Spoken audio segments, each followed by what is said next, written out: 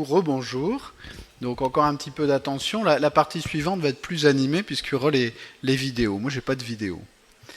Alors, donc la maladie de Parkinson prodromale ou la phase prodromale de la maladie de Parkinson, c'est des sujets un petit peu à la mode. On l'a vu tout à l'heure dans la sclérose en plaques. Ça existe aussi dans la maladie d'Alzheimer, dans beaucoup de pathologies. Alors, la maladie de Parkinson, on sait, c'est souvent une question qui est posée par les patients, que c'est une pathologie qui va évoluer sur plusieurs dizaines d'années. Alors, pour un patient donné, quand on fait le diagnostic, bien malin celui qui peut prédire vraiment quelle sera la durée de vie du patient, mais on a tous des Parkinsoniens qui ont évolué sur plusieurs dizaines d'années. Moi, ce que je dis toujours aux patients, c'est que le processus dégénératif, il est lentement évolutif. Mais il est vrai, vous voyez, j'ai mis lentement entre guillemets, que définir la pente évolutive chez un patient, eh bien, c'est très difficile. On n'a pas d'éléments et c'est la clinique qui prime.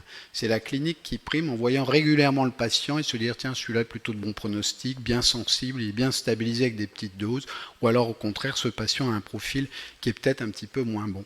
Parce qu'on sait qu'il existe de très nombreuses formes cliniques. Donc, il n'y a pas un profil type entre les formes sporadiques, les formes génétiques, et on sait qu'on a des phénotypes particuliers qui sont moteurs, vous les connaissez tous, parfois des formes très trémulantes, des formes akinétorigides, des formes où au contraire on aura des dyskinésies très précoces, notamment chez les sujets jeunes, et puis des formes de moins bon pronostic, où au contraire les signes axiaux vont apparaître précocement. Et maintenant, depuis un certain nombre d'années, on sait qu'il existe aussi des formes où ce sont les signes non moteurs qui vont être un petit peu au devant de la scène. Alors, je ne vais pas développer cet aspect-là parce que ce n'est pas la phase prodromale, mais c'est pour introduire l'importance des signes non moteurs dans la maladie de Parkinson, aussi bien à visée diagnostique et surtout, on va le voir, au cours de la phase prodromale.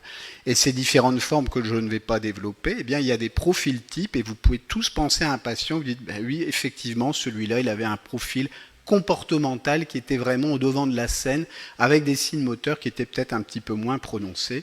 Et il y a des travaux qui ont montré qu'on pouvait donner un certain nombre de caractéristiques en termes de symptômes associés de ces différentes formes non motrices. Alors actuellement, en 2023, le diagnostic d'une maladie de Parkinson, ça reste un diagnostic qui est basé sur les données cliniques, notamment la triade parkinsonienne et surtout l'akinésie qui est le signe majeur. Et vous connaissez ces critères diagnostiques qui ont été publiés par la MDS en 2015. Les anciens critères étaient très anciens, ils dataient de la fin des années 90, ils étaient tout à fait obsolètes. Je vous encourage à lire cette publication. Connaître des critères par cœur, c'est pas très agréable à faire, mais n'empêche que quand on lit les critères, eh bien on s'aperçoit, notamment ceux-là, je trouve, sont très très bien faits, qu'ils sont une véritable aide au diagnostic, avec la bradykinésie qui est le signe essentiel et qui répond aussi à une définition bien particulière, des critères de diagnostic établis, c'est-à-dire des critères positifs, et ces critères positifs, sachez que c'est notamment la dopasensibilité, les dyskinésies, le tremblement de repos. Donc ça veut dire la dopasensibilité et les dyskinésies, ces éléments vont être définis avec le temps. Et vous ne le savez pas au début lorsque vous faites le diagnostic de maladie de Parkinson. Bien sûr, l'absence de drapeau rouge, où on peut avoir certains drapeaux rouges s'ils sont compensés par la présence d'un critère positif supplémentaire. Je passe sur ces éléments. Alors sur le plan neuropathologique, vous connaissez les stades de Braak qui ont été publiés il y a maintenant 20 ans et qui ont bien montré que ce processus dégénératif n'était pas limité ici à l'atteinte de la substance noire, du locus niger, ce qu'on avait tous appris, mais qu'il y avait une évolution de ce processus dégénératif, et notamment des dépôts d'alpha-synucléine, et qui débutent à la partie basse du tronc cérébral, et puis ensuite qui vont remonter progressivement, qui peuvent s'étendre à un certain nombre de structures corticales. Et j'aime bien montrer cette photo aux étudiants en médecine et leur dire, on comprend mieux, même si c'est un petit peu résumé, quand on voit cette figure, il y a la grande diversité des symptômes de la maladie de Parkinson. Vous le savez, vous qui suivez régulièrement des patients parkinsoniens. Élément aussi intéressant, c'est qu'on a pu établir des corrélations et découvrir finalement certains symptômes. Il y a un certain nombre d'années, l'hyposmie, personne ne savait que les parkinsoniens étaient hyposmiques, on ne faisait pas attention à ce symptôme. Or on sait, on va le voir, que ça a une bonne valeur diagnostique, l'hyposmie par atteinte du bulbe olfactif et les troubles du sommeil, notamment les troubles du comportement en sommeil paradoxal. Et on pourrait rajouter, c'était sur la diapositive précédente, Également l'atteinte colique, on a parlé du biotope tout à l'heure, et donc la maladie qui débute peut-être au niveau colique et qui remonte par le nerf vague, notamment au niveau des structures cérébrales. Donc voilà ici les différents stades et les structures qui sont concernées en 6 stades de Braque. Alors on va maintenant parler un petit peu de la phase prodromale, donc la phase motrice, je n'insiste pas. Et vous voyez que cette phase prodromale, eh bien, elle se situe finalement entre la phase clinique, diagnostiquée par les signes moteurs, puis une phase préclinique qui peut évoluer pendant très longtemps, où il y a là, bien sûr, par définition, aucun signe clinique, et on verra que c'est surtout un certain nombre de biomarqueurs, par exemple les marqueurs génétiques, maintenant c'est bien connu, qui permettraient d'identifier ces patients. Et on va le voir que dans la phase prodromale, ce sont surtout des éléments cliniques qui permettent d'orienter le diagnostic, mais on verra également que les biomarqueurs ont une place essentielle dans ce diagnostic de la phase prodromale, et on verra en conclusion après l'intérêt potentiel d'identifier ces patients, de bien les définir, notamment le jour où on disposera de traitements neuroprotecteurs. Et je terminerai notamment par la proposition faite par la MDS de critères diagnostiques de la phase prodromale. On peut maintenant appliquer ces critères avec des logiciels, je vous en ferai la démonstration. Alors cette phase prodromale de la maladie de Parkinson, eh bien, il y a en fait une grande diversité de signes cliniques. Ici sur cette publication, on voit le profil évolutif des patients, les signes moteurs, et puis le cortège de symptômes non moteurs. On voit qu'il y a finalement potentiellement plus de symptômes non moteurs que moteurs dans la maladie de Parkinson. Et puis quand on se focalise ici, avant le diagnostic, sur la phase prodromale, eh bien c'est exclusivement, en tout cas mentionné sur cette diapositive, des signes non moteurs qui concernent cette phase. Alors on va les voir un petit peu successivement, et puis après on avancera un petit peu sur les biomarqueurs. Donc perte d'odorat, les cauchemars, les éléments dysautonomiques, les troubles du comportement, et puis d'autres symptômes également qui peuvent être identifiés, qui étaient peut-être moins appréhendés par le passé, notamment les difficultés cognitives, où on disait souvent un petit peu tardif dans le cours évolutif. Eh bien, ça n'est pas tout à fait vrai. Je fais une toute petite aparté, notamment pour les résidents, sur l'importance de rechercher à l'interrogatoire, encore plus, c'est pas très compliqué, les signes non moteurs. Pourquoi ? Parce que dans le cours évolutif de la maladie, vous voyez, j'ai fait une slide uniquement sur quelques drapeaux rouges, et vous voyez ce drapeau rouge-là, c'est l'absence d'un syndrome non moteur classique dans la maladie de Parkinson dans les 5 premières années d'évolution. C'est-à-dire, ça n'est pas possible qu'un parkinsonien, au bout de 5 ans d'évolution, ait aucun symptôme non moteur. Donc si c'est le cas, eh bien, il faut peut-être remettre en cause le diagnostic qui a été posé de maladie de Parkinson. Il ne faut pas avoir honte de se tromper, on s'est tous trompés, moi le premier, où on a diagnostiqué un Parkinson. Puis dans le cours évolutif, il y a 2 éléments qui doivent attirer votre attention pour remettre en cause le diagnostic.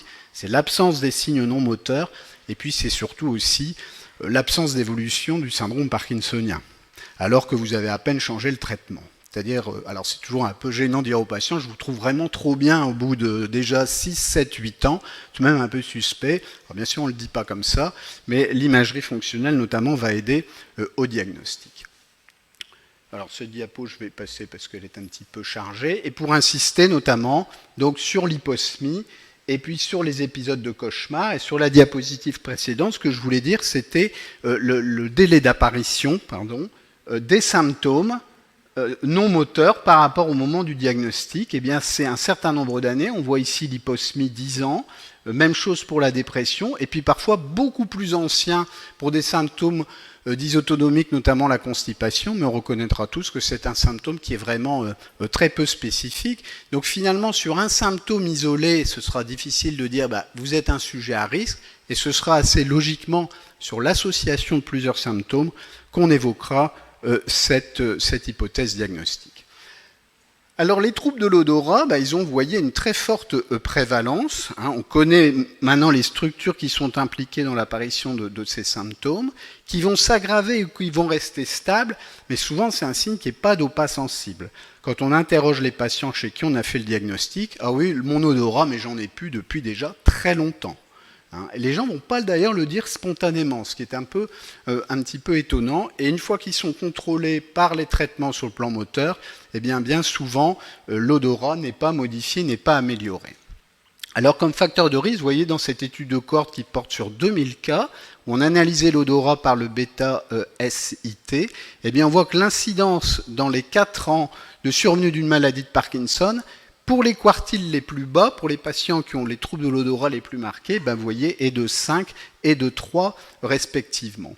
Si on suit des patients qui ont une hyposmie idiopathique, sur 4 ans, ben, vous voyez, dans 14% des cas, on peut retrouver des signes en faveur d'une maladie de Parkinson, ou déjà des petits signes moteurs qui peuvent nous alerter. Alors bien sûr, c'est un signe qui n'est pas spécifique, mais qui est tout de même beaucoup plus fréquent dans les synucléinopathies, c'est-à-dire la maladie de Parkinson, l'atrophie multisystématisée, et également la démence à Cordelet-Huy, mais vous voyez, on peut l'avoir aussi bien dans les formes sporadiques que dans les formes familiales. Une hyposmie associée à un autre symptôme non moteur, la constipation, est associé à un déficit dopaminergique identifié au DaTscan dans plus de 40% des cas. Donc très clairement, ce sont des éléments qui permettent d'orienter potentiellement vers cette phase prodromale de la maladie. Alors les cauchemars. Les cauchemars, ça c'est un symptôme qui est finalement assez facile à identifier également à l'interrogatoire, mais il faut aller le rechercher. Les gens vont en général pas s'en plaindre spontanément. Il y a un certain nombre de symptômes non moteurs dont les patients ne se plaignent pas, l'odorat, les cauchemars, les hallucinations aussi, ça c'est une phase plus tardive de la maladie. Donc on connaît également quelles sont les localisations. Oh là, pardon, excusez-moi, j'appuie sur le mauvais bouton. Voilà. Donc on connaît également les structures qui sont touchées par le processus dégénératif. Je passe sur les aspects cliniques qui sont mentionnés, des rêves animés, des agitations, et c'est bien souvent plutôt le conjoint qui va signaler cette problématique. Et vous voyez ici les chiffres. L'émergence d'un syndrome parkinsonien chez 38% des patients qui ont un TSP idiopathique, et plus le temps passe, plus le risque de développer une maladie de Parkinson est important. Vous voyez ici le taux de conversion sur une cohorte de 305 patients qui souffrent de TCSP, 15% à 2 ans, 25% à 3 ans, 41% à 5 ans. Et maintenant, si vous associez l'hyposmie et le TCSP, à 5 ans, on arrive à 60%. Alors le délai de conversion il est souvent un petit peu plus long et plus important dans la maladie de Parkinson, la démence à Cordelet-Huy et dans la MS. Et donc, je voudrais souligner le travail d'Hicham sur ce sujet, qui a identifié dans la population marocaine l'importance de ces deux symptômes, l'hyposmie et les cauchemars dans la maladie de Parkinson, mais aussi identifié au cours de la phase prodromale. Donc, 2 symptômes importants à rechercher. Alors, la dysautonomie, c'est beaucoup moins spécifique et notamment la constipation, je vais passer, ça a une faible spécificité. Néanmoins, n'oublions pas que ces troubles digestifs, non pas qu'on sous-estime, mais qu'on a parfois un petit peu de mal à traiter, peuvent avoir des conséquences parfois gravissimes, de mégacolon, d'occlusion, de volvulus. On a tous en mémoire 1 ou 2 patients qui sont morts de volvulus en lien avec leur pathologie. Mais vous voyez qu'il n'y a pas que la constipation, il y a aussi les troubles urinaires, notamment les urgenturies. Les patients s'en plaignent volontiers, ce sera corrigé une fois que le traitement sera adapté. Par contre, si c'est une incontinence urinaire, là, il faut évoquer l'atrophie multisystématisée. Et puis, j'insisterai aussi sur la dysfonction érectile. On a souvent dit que les parkinsoniens classiques n'ont pas de dysfonction érectile sauf tardivement. Et si elle existe, c'est plutôt la MS. Eh bien, on revient un petit peu en arrière en précisant que ces symptômes peuvent être parfois aussi précoces. Alors le comportement, c'est l'entourage qui va le mentionner. Le comportement de mon mari, alors j'ai une mouche qui me tourne autour, donc ne faites pas attention si je fais des grands mouvements comme ça. Le comportement de mon mari, de mon épouse a changé, ça n'est plus tout à fait le même.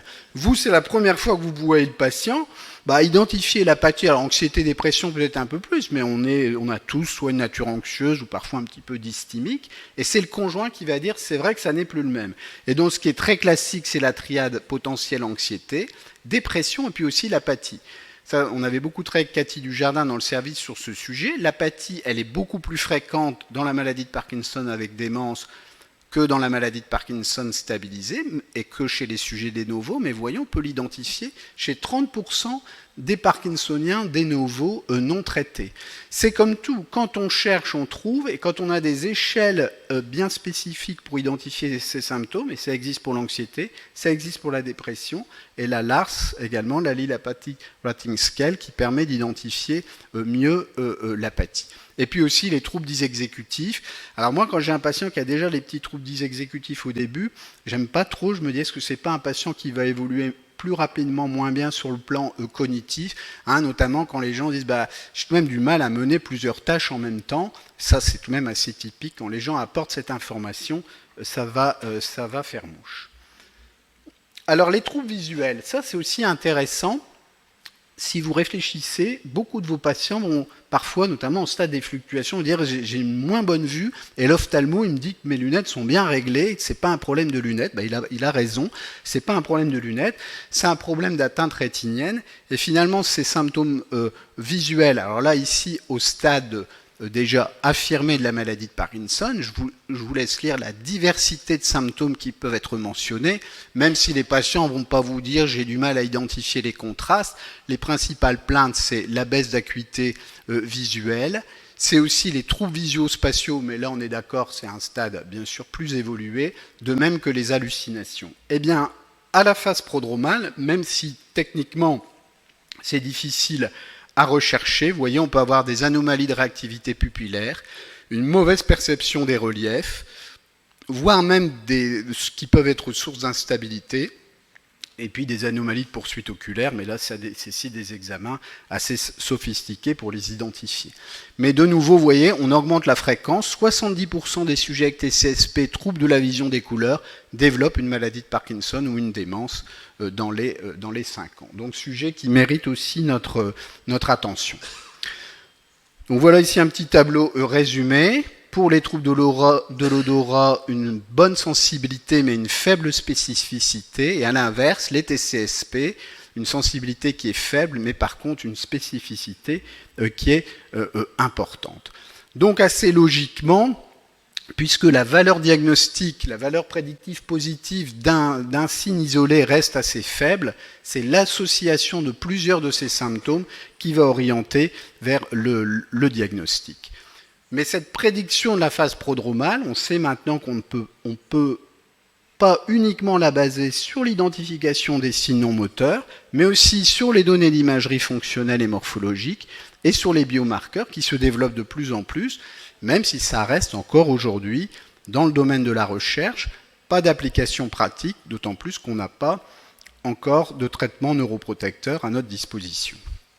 Alors un petit mot pour préciser aussi qu'il existe aussi des signes moteurs de la phase prodromale. Je n'ai parlé que des signes non moteurs, et c'est vrai qu'on pourrait dire, non, les signes moteurs, quand il y a les signes moteurs, c'est le diagnostic de Parkinson. Alors quand c'est un tremblement, même minime, de repos typique, même si la kinésie est limitée, c'est tellement évocateur du diagnostic, s'il n'y a pas de prise de neuroleptique, qu'a priori, on ne se trompe pas. Mais parfois, ça peut être des signes moteurs beaucoup plus subtils. Cette publication est intéressante, elle a étudié une longue cohorte de sujets pendant un certain nombre d'années, un certain nombre des sujets qui étaient surveillés ont développé une maladie de Parkinson, et ils ont ensuite fait l'analyse rétrospective d'un certain nombre de symptômes, et vous avez ici le début de les signes avant-coureurs au moment du diagnostic, et on voit l'évolution progressive d'un certain nombre de symptômes. Alors ici, c'est des symptômes non moteurs, donc je ne vais pas insister, mais on voit également, si on prend les signes moteurs, eh bien que déjà quelques années avant le diagnostic, il peut y avoir un tremblement déjà, aucun tremblement dans les patients qui ne développent pas de Parkinson, mais déjà un tremblement qui évoluait à bas bruit. Des petits troubles de l'équilibre aussi. Souvent, c'est un symptôme, on a dit, les pertes d'équilibre, c'est plutôt tardif. C'est pas forcément vrai. Et puis également la rigidité, mais là, c'est un petit peu plus tardif, juste avant le diagnostic dans les 2 années qui précèdent. Il y a des équipes qui se sont intéressées à analyser plus finement ces symptômes non moteurs, en évaluant de façon annuelle toujours une cohorte de patients à risque, c'est-à-dire finalement ces patients qui ont des troubles du comportement en sommeil paradoxal, Et sur cette cohorte de sujets, vous voyez, 20 ont développé une maladie de Parkinson et ils ont essayé, par des batteries de tests ici mentionnés, sur des tâches motrices plus complexes, qui analysent aussi la marche, l'équilibre, avec des systèmes de capteurs, et bien d'identifier à quel moment on pouvait observer certains symptômes non moteurs par rapport au moment du diagnostic. Et qu'est-ce que l'on voit? Eh bien que les troubles de la voix, la rigidité, vous voyez ici la liste des anomalies cliniques ou identifiées par ces tests plus sophistiqués, peut être observée parfois plusieurs années, un nombre d'années tout de même assez conséquent, avant que l'on ait dit de façon plus affirmative il s'agit d'une maladie de Parkinson. Ici également 89 patients présentant des troubles du comportement sommeil paradoxal suivis sur 10 ans, eh bien, à la baseline, dès le début, il y avait aussi des petites anomalies motrices, et c'est vrai aussi chez des sujets mutés L2RK2.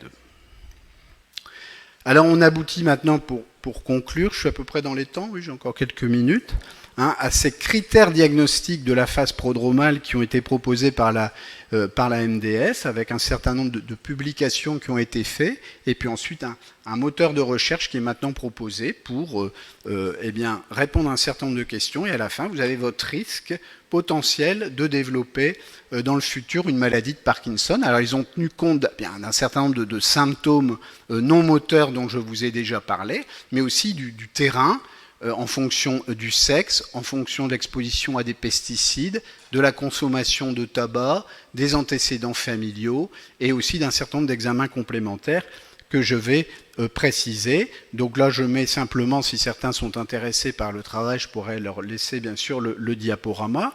Les publications importantes qui ont permis d'aboutir donc à cette identification des critères diagnostiques que je vais développer après. Et enfin, maintenant, la place des biomarqueurs qui, comme je l'ai dit en introduction, sont encore du domaine de la recherche, sauf pour l'imagerie fonctionnelle.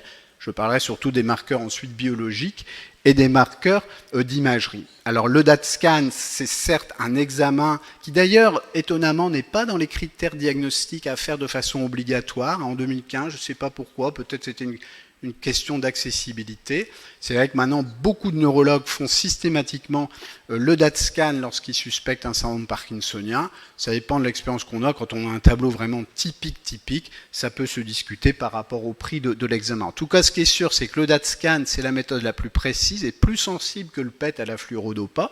On a parfois des PET à la fluorodopa qui sont normaux au début, alors que le DaTscan est déjà anormal. Et on le sait, c'est déjà anormal avant que les signes moteurs apparaissent. Ça a été prouvé aussi dans des maladies de Parkinson présymptomatiques avec des mutations sans aucun signe clinique. Ça a été prouvé aussi chez les jumeaux, notamment les jumeaux monozygotes, où un jumeau a déjà la maladie de façon évidente et le jumeau monozygote n'a pas de signe clinique, mais a des anomalies infracliniques identifiées par le DaTscan.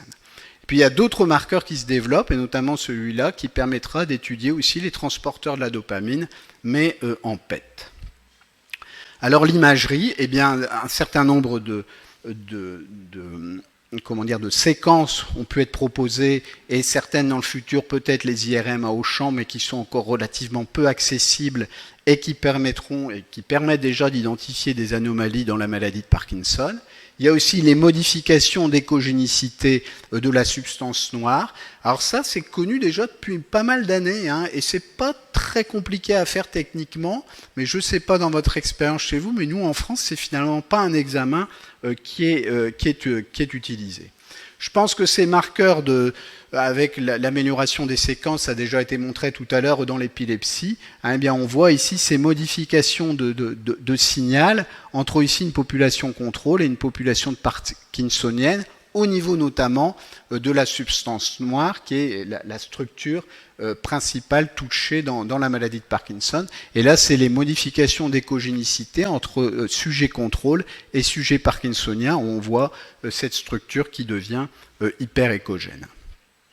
Alors les marqueurs génétiques, eh bien on les connaît maintenant, ça c'est aussi quelque chose qui peut être fait beaucoup plus facilement, que l'on réserve encore à visée informative pour les familles, notamment quand il y a plusieurs, en France on fait les tests génétiques, quand il y a des antécédents familiaux, que ce soit une transmission dominante ou une transmission récessive, ou s'il s'agit d'une forme apparemment sporadique, mais chez quelqu'un de jeune qui a moins de 40 ans. Alors ce qui est intéressant, c'est aussi tous les travaux qui ont été menés sur l'alpha-synucléine, notamment au niveau du liquide céphalorachidien, et puis également au niveau d'un certain nombre de tissus, côlon, peau, glandes salivaires, estomac. Et donc là, il y a des données qui montrent les dépôts d'alpha-synucléine, mais qui n'a pas encore d'application pratique. Et un de mes collègues m'a rappelé qu'il y avait aussi des travaux qui étaient menés dans ce domaine, mais que je n'ai pas d'informations spécifiques, mais c'est un sujet, je sais pas si c'est un sujet d'avenir. Mais vous qui êtes épileptologue, j'ai appris, mais il y a 15 jours, qu'on formait des chiens à la détection de crises d'épilepsie. En fait, c'est parce qu'il y a une unité d'épilepsie dans le service, et la CAD vient me voir, est-ce que vous donnez l'autorisation qu'un chien détecteur de crise vienne dans le service? Donc j'ai appris ça, j'ai dit oui, mais j'espère qu'il est bien dressé, qu'il ne va pas nous mettre le bazar. C'était pas le cas du tout. Donc il y a aussi, je sais que ça existe aussi dans le domaine de la cancérologie, enfin voilà, un certain nombre d'éléments qui se développent. Et c'est d'autant plus intéressant, notamment pour l'alpha-synucléine, et je pense qu'on va y arriver. Vous savez que dans la maladie d'Alzheimer, eh bien, ils font les biomarqueurs depuis longtemps, et c'est une aide au diagnostic important. Il n'y a pas de raison que ce ne soit pas le cas, j'allais dire, dans la maladie de Parkinson. Et c'est d'autant plus intéressant, cette publication récente du Lancet, qui a étudié plus de 1000 participants, avec des témoins, des Parkinsoniens avérés, avec ou sans hyposmie, des sujets de la phase prodromale et puis des sujets également mutés, notamment L2RK2. Et on voit l'intérêt du dosage de l'alpha-synucléine qui permet de très bien classer les patients et surtout qui montre aussi la diversité des résultats des dosages en fonction des formes cliniques. Ça aura certainement un intérêt tout particulier, notamment lorsqu'on disposera de traitements qui s'opposent à l'agrégation de l'alpha-synucléine. Alors voilà, je terminerai par là vous avez le moteur de recherche pour calculer donc le risque de développer une maladie de Parkinson et donc d'identifier tous les éléments de cette phase prodromale. Et donc vous voyez, c'est assez simple. On remplit son âge, le sexe, l'exposition aux pesticides, la consommation de tabac, de café, l'histoire familiale. Puis ensuite, est-ce qu'il y a une mutation qui a été identifiée? Des anomalies, alors à chaque fois, c'est soit non disponible, soit oui, c'est positif, ça a été trouvé, ou au contraire, ça n'a pas été trouvé. Donc on répond à chaque fois aux questions. Il y a l'activité physique aussi. On sait que c'est un facteur, c'est peut-être une des seules thérapeutiques qui a prouvé son effet sur le ralentissement de l'évolution de la maladie. Ce n'est pas un niveau de preuve très très élevé, mais c'est tout de même intéressant et on sait tous que l'activité physique est essentielle dans la prise en charge. Alors, il y a aussi les taux d'urée. L'urée est un très bon antioxydant, donc si on a des taux d'urée bas, c'est un facteur de risque. Et même chose pour le diabète qui est un facteur de risque. Et on continue avec des éléments qui ont parfois une place très importante, la polysomnographie, la somnolence, les troubles de l'odorat, enfin les symptômes que je vous ai déjà mentionnés tout à l'heure. Ensuite, il y a l'évaluation motrice. On peut faire une MDS-UPDRS. Je suis sûr que si on faisait une MDS-UPDRS aux personnes les plus âgées ici du groupe, peut-être que certains diraient moi je trouve qu'il a une UPDRS à 2 ou 3 parce que le mouvement, à la fin, c'était un petit peu ralenti. Bon voilà, la fatigue ou le manque de coopération ou la compréhension plus limitée du patient dans la tâche qu'on lui demande peut bien sûr interférer sur le résultat.